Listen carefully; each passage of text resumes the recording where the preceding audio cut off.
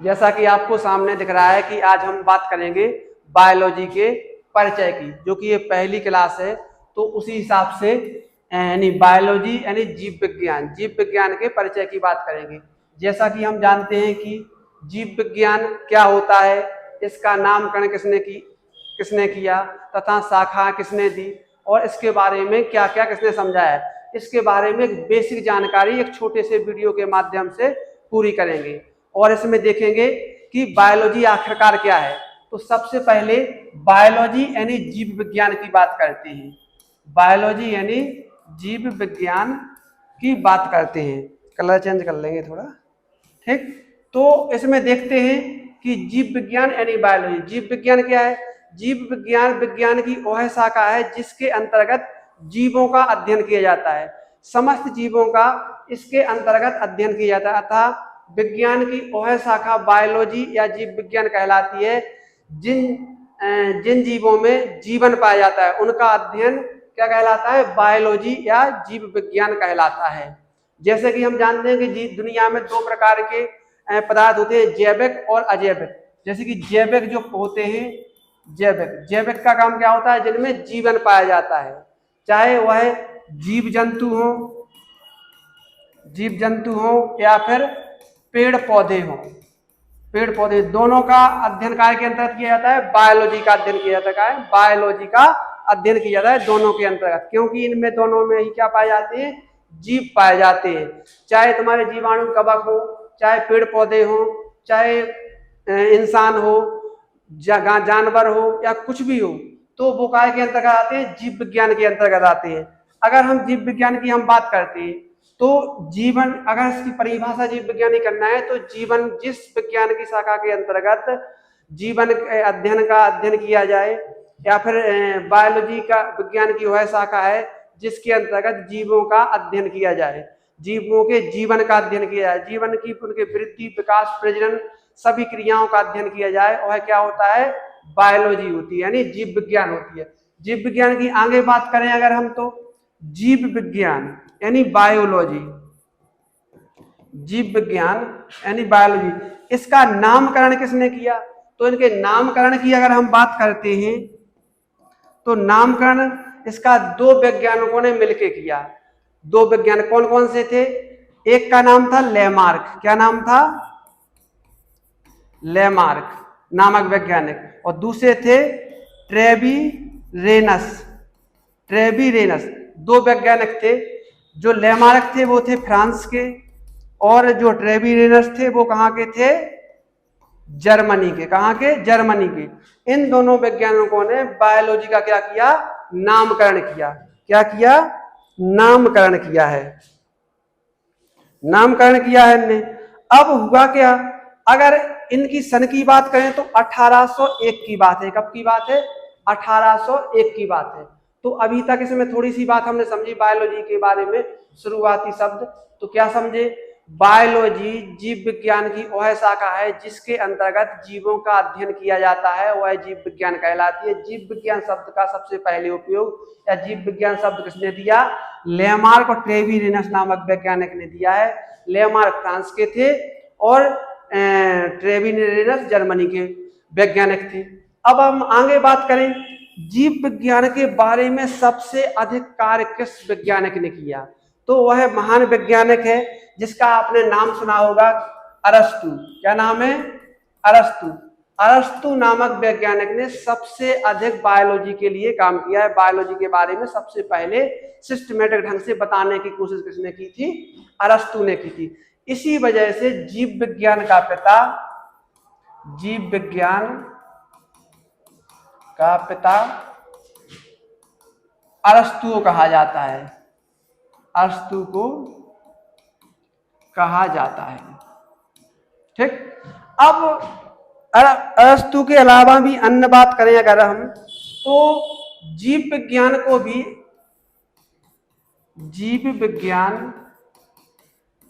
को भी दो शाखाओं में बांटा गया है। कितनी शाखाओं में बांटा गया है? दो शाखाओं में बांटा गया है। एक का नाम है जंतु विज्ञान।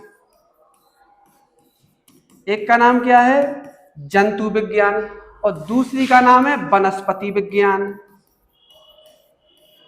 क्या नाम है दूसरी का? वनस्पति विज्ञान। ठीक। और जंतु विज्ञान को अक्सर आप लोग पढ़ते होगे जूलॉजी। क्या पढ़ते हो? जूलॉजी। और इसको क्या बोलते हैं? बॉटनी। क्या पढ़ते हैं? बॉटनी।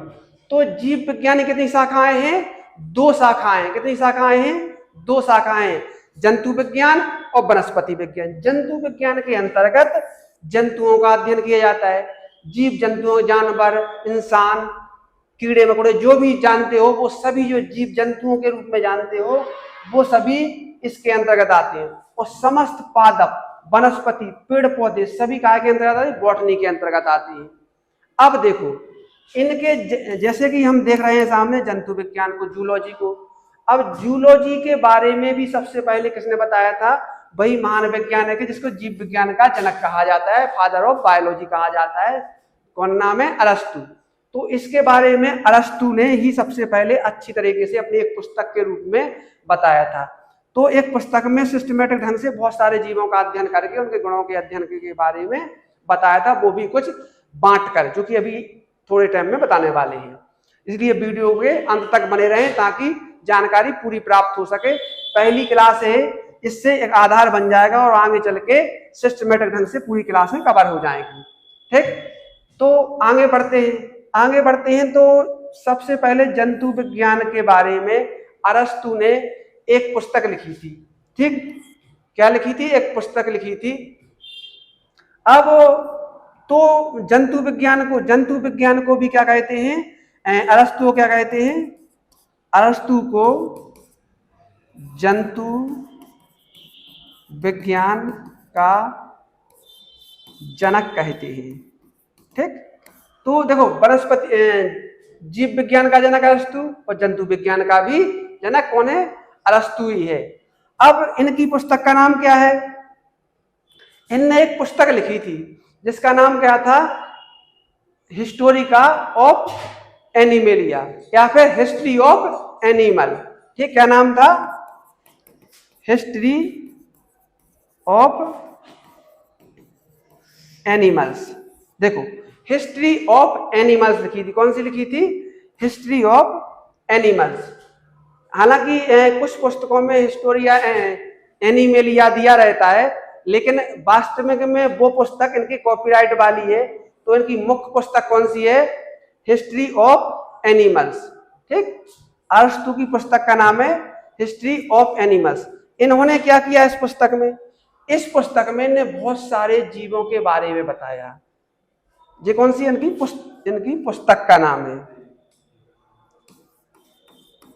किसकी पुस्तक है? अरस्तु की, जो कि जंतु विज्ञान के कौन है? पिता है।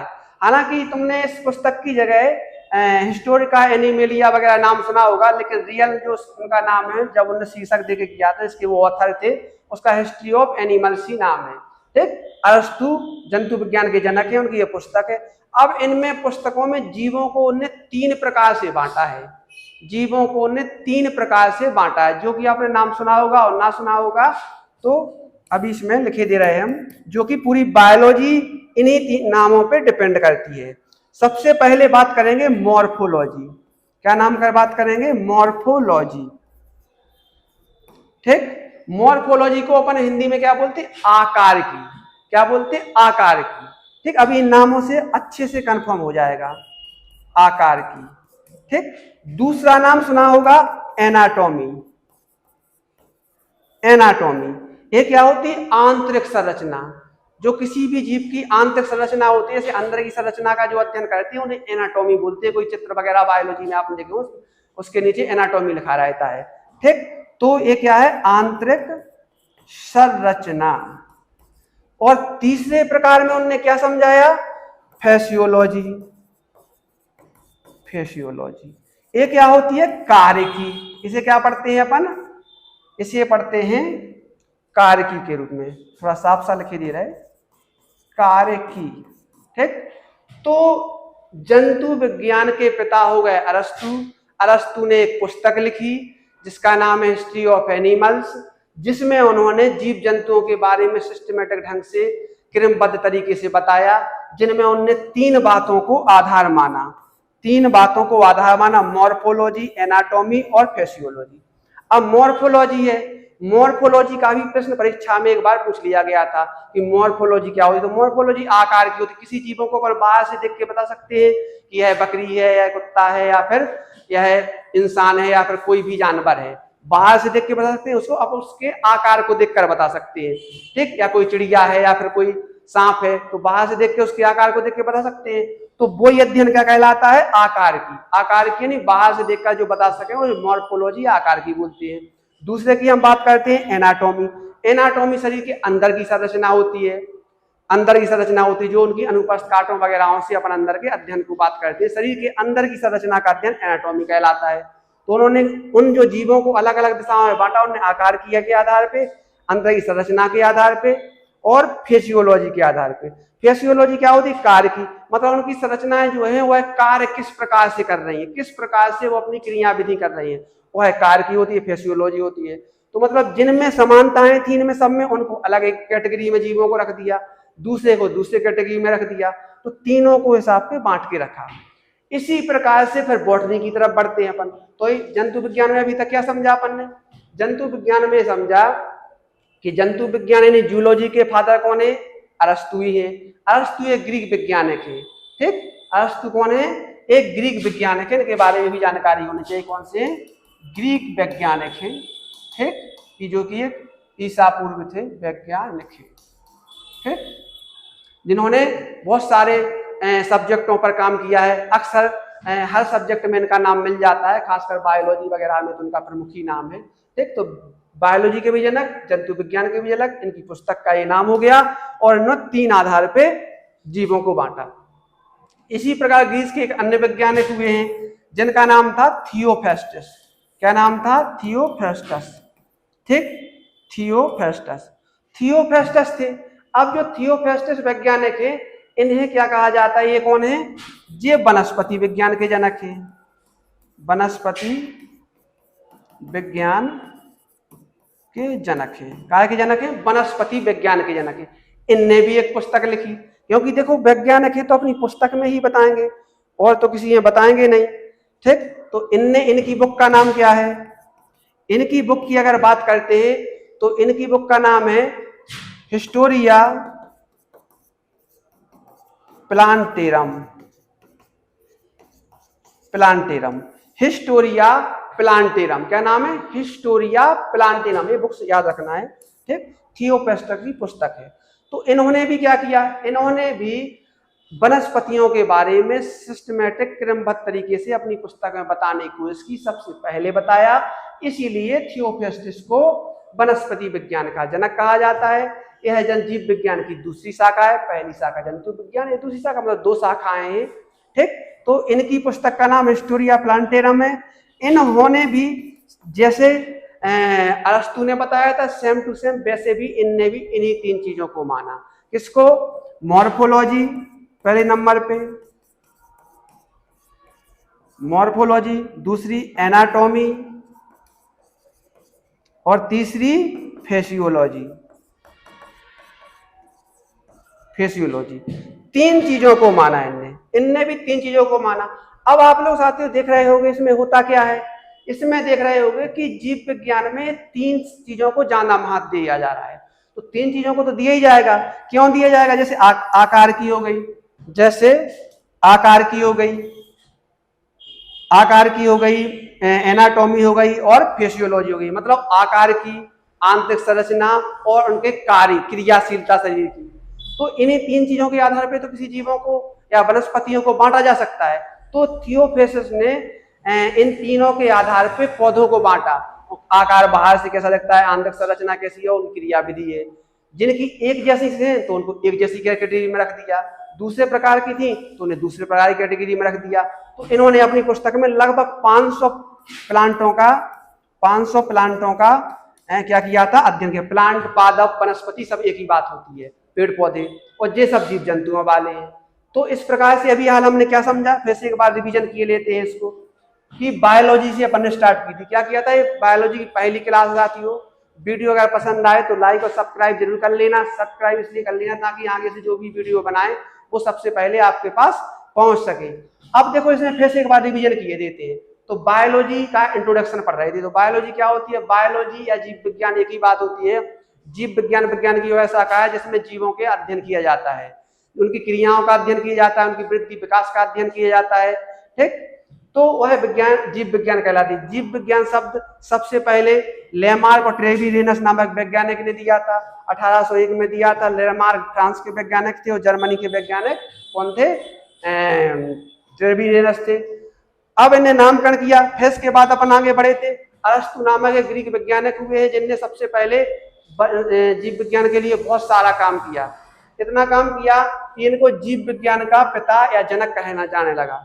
जीव विज्ञान का जनक अरस्तु है, ठीक, जो कि एक ग्रीक वैज्ञानिक है।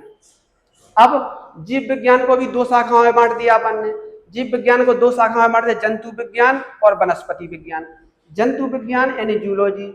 जूलॉजी की अगर हम बात करते तो अरस्तु को जंतु विज्ञान का जनक कहा जाता है। क्योंकि उन्होंने हिस्ट्री ऑफ एनिमल्स एक पुस्तक लिखी है जिसमें सबसे पहले जंतुओं के बारे में सिस्टमेटिक ढंग से बताया था। उन्होंने भी 3 आधार माने थे। इनकी पुस्तक का नाम हो गया मॉर्फोलॉजी, एनाटॉमी और फिजियोलॉजी। मॉर्फोलॉजी आकार की होती है, एनाटॉमी आंतरिक संरचना को बोलते हैं और फिजियोलॉजी कार्य की कहलाते हैं। हालांकि आप लोग एक बात ध्यान रखना, मॉर्फोलॉजी, एनाटॉमी और फिजियोलॉजी के हिंदी नाम जरूर रखना, क्योंकि अपने आप में क्वेश्चन बन के आते हैं कि कार्य क्या है फिजियोलॉजी, आकार की क्या है मॉर्फोलॉजी, आंतरिक संरचना क्या है एनाटॉमी। तो इन्हीं आधार पर इन्हें अपनी एक पुस्तक लिख दी। तो उनको अलग अलग कैटेगरी में गुणों के आधार पे इन सभी गुणों को आधार मान के बांट दिया। इसी प्रकार से वनस्पति विज्ञान की बात करें तो वनस्पति विज्ञान में थियोपेस्टिक हुए हैं जिन्होंने हिस्टोरिया प्लांटेरियम नामक, प्लांटेरियम देखो प्लांट से संबंधित है तो वैसे याद रहेगी, प्लांटेरियम नाम पुस्तक लिखी जिसमें लगभग 500 पेड़ पौधों का या पादपों का या प्लांट का उन्होंने उसमें जिक्र किया। उनको इन 3 आधार पे मॉर्फोलॉजी, एनाटॉमी और फिजियोलॉजी के आधार पे बांट दिया था, सिस्टमेटिक ढंग से रखा। तो उन्हें समझाने की इनने भी कोशिश की, जब कोशिश की तो इन्होंने भी अच्छा काम किया, इसलिए थियोपेस्टिस को वनस्पति जनक का पिता कहा जाता है। साथियों ये पहला वीडियो था, आशा है कि आपको पसंद आया होगा। वीडियो देखने के लिए धन्यवाद।